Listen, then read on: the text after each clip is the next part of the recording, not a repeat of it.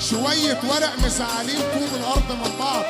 والله أحد أسباب شحن النفوس ما بين الصحاب وبعضها ورق.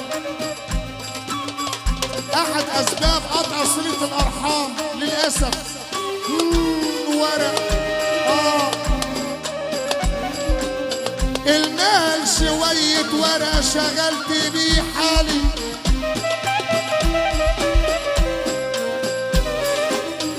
أنا عملت منه كتير والهم كفاني.